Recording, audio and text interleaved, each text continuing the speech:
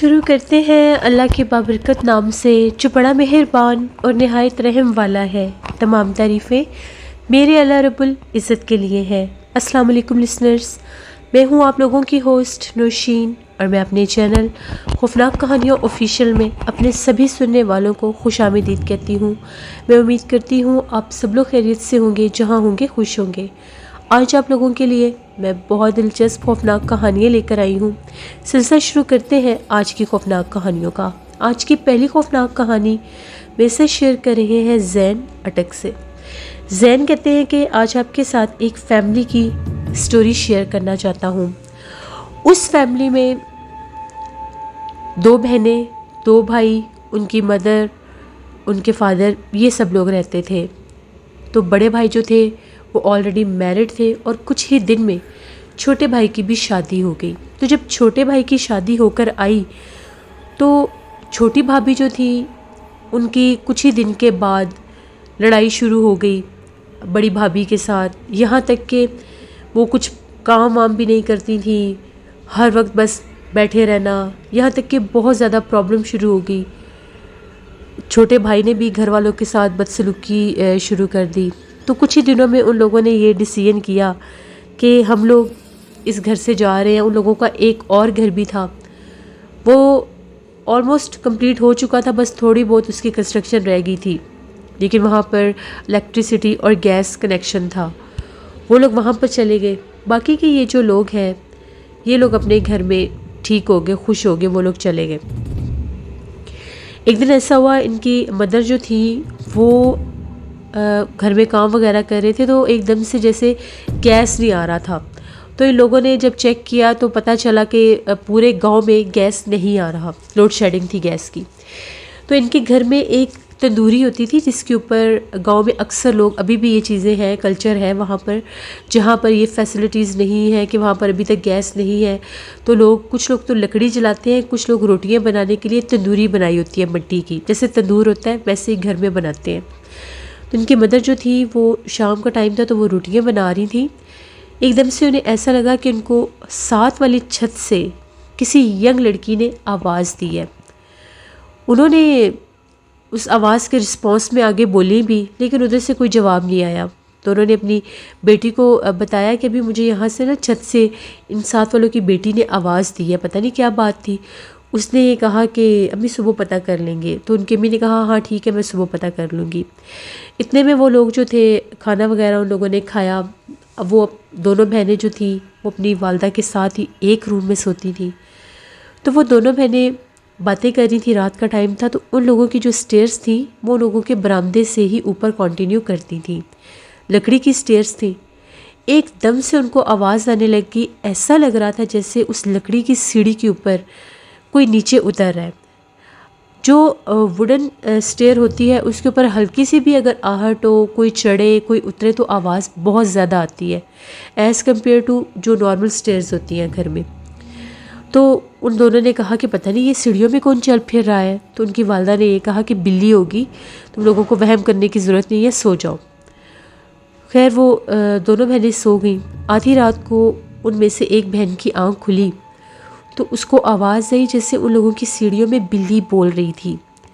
بلی بہت عجیب و غریب آوازیں نکال رہی تھی، بلی کی آوازیں بہت زیادہ ڈراؤنی تھیں۔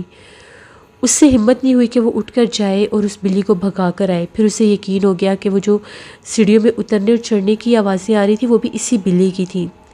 صبح جب ہوئی تو اس نے جا کر یہ بات اپنی دوسری بہن کو بھی بتائی کہ رات کو ہم لوگوں کو بلی ہی تنگ کر رہی تھی۔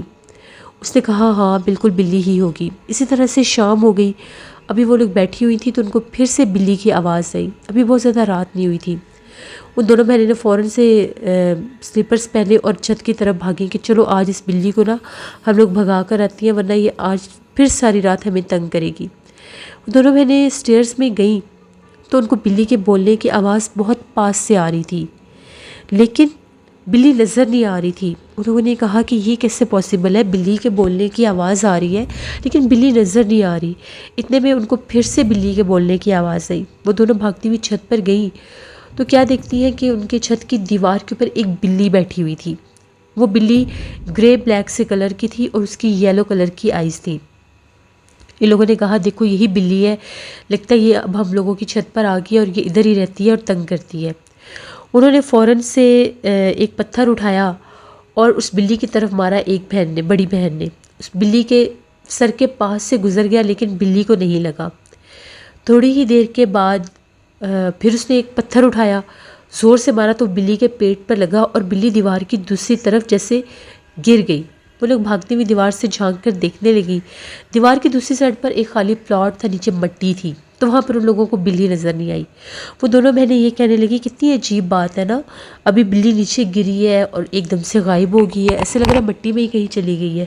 خیر وہ لوگوں کو یہ تسلی ہو گئی کہ بلی نیچے چلی گئی ہے ہم لوگوں کے گھر سے۔ دونوں بہنیں نیچے آئی، نماز پڑھی تو کھانا کھانے کے لیے بیٹھے تو ان کی مدر نے بتایا کہ آج میں ساتھ والوں کے گھر گئی تھی ان سے پوچھنے کے لیے کہ آپ کی بیٹی آوازیں دے رہی تھی، خیریت ہے؟ تو ان کا یہ کہنا تھا کہ نہیں، ہمارے گھر میں سے تو کسی نے آپ کو آواز نہیں دی، ویسے بھی ان کی جو بیٹی ہے وہ ہاسٹل میں ہوتی ہے اور 2 بچے ہیں، وہ بھی بڑے ہیں، وہ بھی اپنے کام کاج پر ہوتے ہیں، تو ہمارے گھر میں تو کوئی ایسا چھوٹا بچہ بھی نہیں ہے جس نے آپ کو آواز دینی ہے، پتہ نہیں آپ کو کوئی وہم ہوا ہوگا، ہمارے گھر میں سے آپ کو کسی نے بھی آواز نہیں دی۔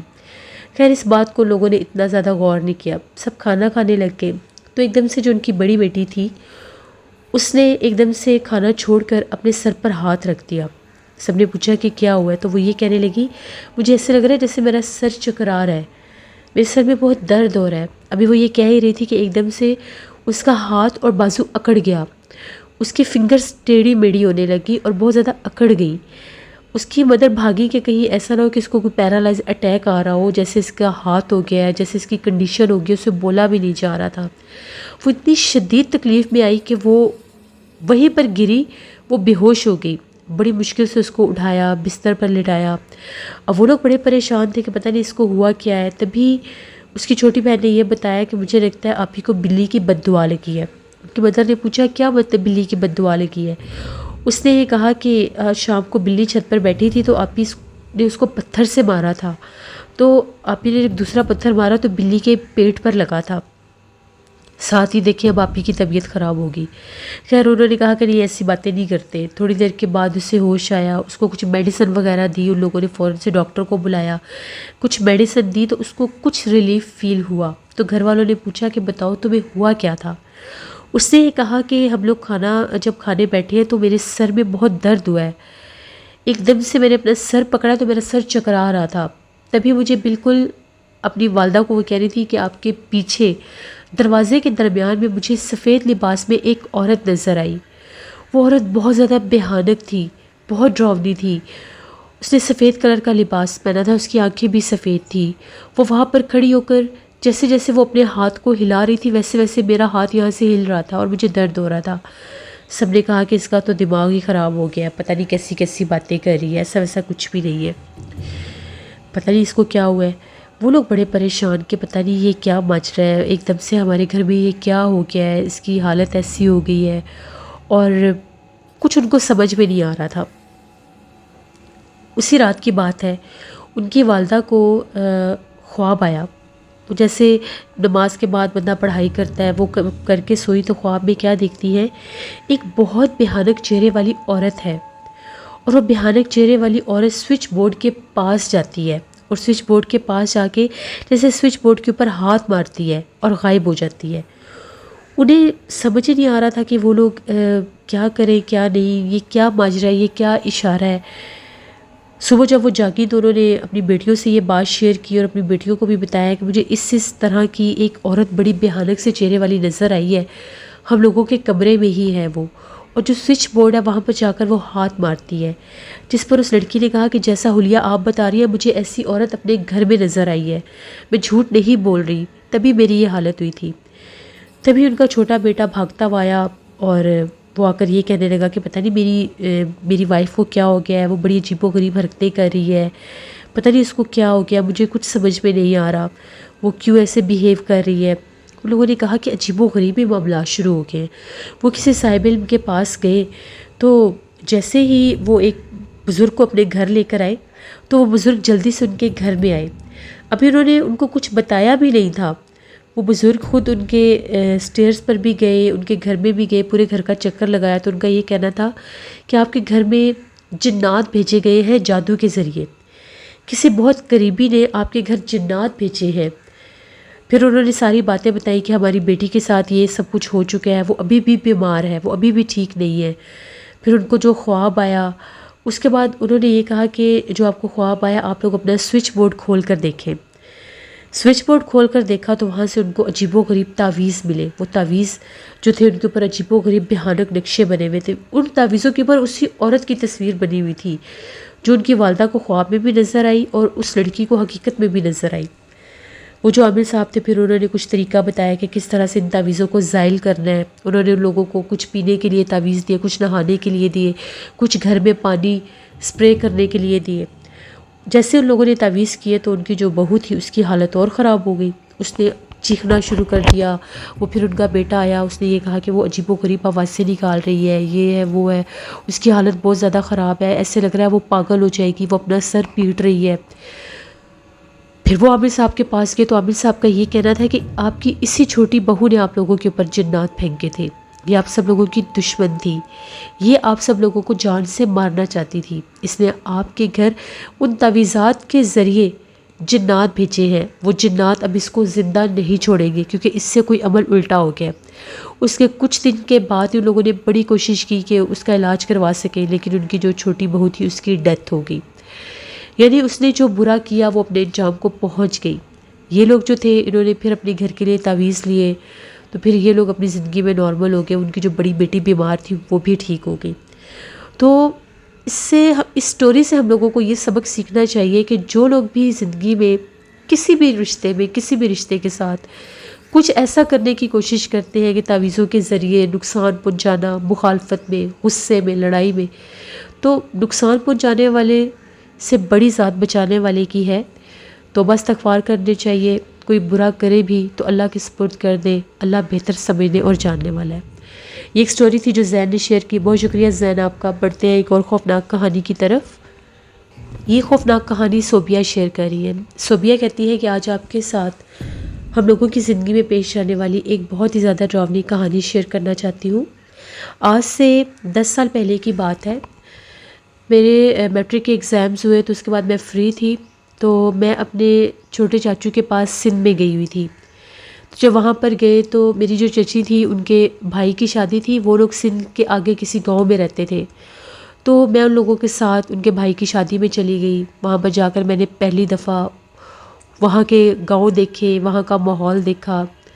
تو وہاں پر ایک نہر تھی بہت بڑی۔ ایک دفعہ ایسا ہوا ہم لوگ ساری کزنز مل کے، چچی بھی تھی، ہم لوگ سارے نہر پر گئے ہوئے تھے۔ وہ لوگ اس دور میں بھی نہر پر کپڑے وغیرہ دھویا کرتے تھے۔ گاؤں کی نہر تھی، کافی بڑی نہر تھی۔ تو جب ہم لوگ وہاں پر گئے تو ایک دم سے جو میری چچی کی بھابھی جو تھی، ایک تو ان کے بھائی کی بھی شادی ہوئی تھی، ایک ان کے بھائی کی پہلے شادی ہوئی تھی، بڑے بھائی کی۔ ان کی جو مسز تھی وہ نہر سے تھوڑا دور، یعنی نہر کافی لمبی تھی، ایک طرف وہ پل بنا ہوا تھا، ہم لوگ پل والی طرف سے، وہ ہم سے کافی ذرا دور تھی۔ اور عورتیں بھی وہاں پر کپڑے دھو رہی تھیں، وہ عورتیں کپڑے دھو کر چلی گئی۔ تھوڑی دیر کے بعد ان کی جو بھابھی تھی انہوں نے چلانا شروع کر دیا۔ چچی کی بھابھی نے چلانا شروع کر دیا، بہت زیادہ شور مچا رہی تھی، چیخ رہی تھی، ہم لوگوں کو آوازیں دے رہی تھی، بہت ڈری ہوئی تھی۔ اٹھ کے 2 دفعہ بھاگی اور وہ گری بھی۔ ہم لوگوں نے جب انہیں دیکھا ہم لوگ بہت ڈر گئے، ہم لوگ بھاگے ان کی طرف۔ ہم لوگوں نے سمجھا اللہ نہ کرے کہ کہیں ان کو سنیک بائٹ نہ کر گیا ہو یا انہوں نے سانپ دیکھ نہ لیا ہو، جو ان کی حالت ہوئی تھی۔ جب ان کے پاس گئے تو وہ بہت ڈری ہوئی تھی، بس یہ کہہ رہی تھی کہ یہاں سے جلدی چلو، یہ کپڑے اٹھاؤ، یہاں سے چلو، یہاں پر جنات ہیں۔ بڑا ان سے پوچھا کہ کیا ہوا ہے کیا نہیں، وہ حد سے زیادہ خوف زدہ تھی، بار بار پیچھے مڑ مڑ کے دیکھ رہی تھی۔ ہم لوگوں نے جلدی سے چیزیں اٹھائی، عصر کا ٹائم تھا، سردیوں کا موسم تھا، اس لیے ہم لوگ اس ٹائم پر گئے ہوئے تھے۔ کپڑے وغیرہ اٹھائے، جب گھر آئے تو کچھ وہ حوصلے میں آئی تو انہوں نے بتایا کہ میں وہاں پر کپڑے دھو رہی تھی بیٹھ کر۔ پہلے بھی وہ لوگ نہر پر کپڑے دھوتی ہیں لیکن پہلے وہ اور سائڈ پر دھوتی ہے، اس طرف وہ ایک اور پل بن رہا تھا تو آدمی تھے، اس لیے وہ اس بار وہ دوسری طرف کام کر رہی تھی، یعنی کپڑے دھونے کے لیے وہ نہر کے دوسرے حصے پر چلی گئی۔ تو وہ کہتی ہے کہ میں کپڑے دھو رہی تھی، گاؤں کی کافی عورتیں کپڑے دھو کر جا چکی تھیں، میں اکیلی وہاں پر بیٹھی کپڑے دھو رہی تھی، تو ایک دم سے مجھے ایسا محسوس ہوا کہ جیسے بالکل آہستہ سی آواز میں کوئی ہنس رہا ہے۔ تو مجھے لگا کہ جیسے، میں نے اتنا غور نہیں کیا، تبھی ایک دم سے میرے کندھے کے اوپر کسی نے ہاتھ رکھا۔ جب میں نے پیچھے پلٹ کر دیکھا تو وہاں پر ایک چھوٹی سی بچی تھی، وہ بہت زیادہ بھیانک تھی۔ اس کے سر کے اوپر ایک سینگ تھا، اس کا سیاہ کالا رنگ تھا اور اس کی آنکھیں جو تھیں وہ سفید کلر کی تھیں، سرخ رنگ کی زبان تھی جو اس کے پیٹ تک لٹکی ہوئی تھی۔ وہ اتنی ڈراؤنی تھی کہ مجھے سمجھ نہیں آئی کہ یہ کیا چیز ہے۔ وہ مجھے دیکھ کر ہنس رہی تھی۔ جیسے میں چیخی اور چلائی وہ میرے سامنے بھاگتی ہوئی ایک درخت میں گئی اور غائب ہو گئی۔ تبھی مجھے وہاں سے بہت بھیانک آوازیں آنے لگ گئیں۔ میں اتنی خوفزدہ تھی کہ میں 2 دفعہ اٹھی اور 2 ہی دفعہ میں گر گئی کہ کہیں وہ مجھے پکڑ نہ لے۔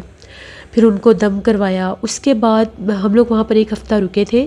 بہت سے لوگوں کے ساتھ اس سائڈ پر بہت سے واقعات ہوئے، بہت سے لوگوں کو بہت بھیانک چہرے والے بالکل چھوٹے سے قد کی مخلوق نظر آتی تھی جن کا بسیرا اس نہر پر تھا۔ پھر وہاں کے ایک بزرگ نے کہا کہ ہمیں نہر کی اس سائڈ پر نہیں جانا چاہیے، جب تک پل نہیں بنتا ہم لوگ گھر میں ہی رہیں گے، ہم لوگ نہر کی اس طرف نہیں جائیں گے، کیونکہ اس طرف بہت زیادہ بھیانک جنات کا بسیرا تھا۔ اگر وہ جنات کسی کو نقصان پہنچا دیں گے تو پھر اس طرح سے وہ گاؤں میں بھی آ سکتے ہیں۔ پھر ہم لوگ 1 ویک وہاں پر رہے، ہم لوگ نہر کی طرف نہیں جاتے تھے۔ ساری رات نہر سے بھیانک آوازیں آتی تھی، ایسا لگتا تھا کہ جیسے بہت دور سے کوئی چلاتا ہے۔ میں نے خود بھی وہ آوازیں سنی تھی اور یہ سوچ کر مجھے بہت ڈر لگا کہ ہم لوگ بھی اسی سائڈ پر تھے، اللہ نہ کرے اگر وہ جنات ہمارے اوپر حملہ کر دیتے تو ہم لوگ کیا کرتے۔ یہ میری ایک سٹوری تھی جو میں نے آپ کے ساتھ شیئر کی۔ بہت شکریہ صوبیہ آپ کا۔ لسنرز، یہ تھی آج کی خوفناک کہانی۔ اپنا فیڈ بیک مجھے ضرور دیں، آپ لوگوں کو کیسی لگی۔ آپ لوگ بھی اپنی خوفناک کہانیاں شیئر کر سکتے ہیں ڈسکرپشن باکس میں دیے گئے ای میل آئی ڈی nusheermilk57@gmail.com پر۔ اس کے علاوہ آپ لوگ مجھے کمنٹ باکس میں بھی سٹوری شیئر کر سکتے ہیں۔ انشاءاللہ کل آپ لوگوں کے ساتھ پھر ملاقات ہوگی کسی نئی خوفناک کہانی میں اور ہارر سٹوریز آفیشیل پر بھی۔ کل بھی میں نے ہارر سٹوریز آفیشیل پر ایک سٹوری پوسٹ کی تھی، ہارر سٹوری، اس کو بھی وزٹ کریے گا اگر ابھی تک آپ لوگوں نے وزٹ نہیں کیا۔ وہ ذوالفقار کے نانا کی ہی ایک سٹوری تھی، بہت ہارر ہے، ضرور وزٹ کریے گا۔ اپنا بہت سا خیال رکھیے گا۔ Thank you for watching, stay blessed, اللہ نگہبان۔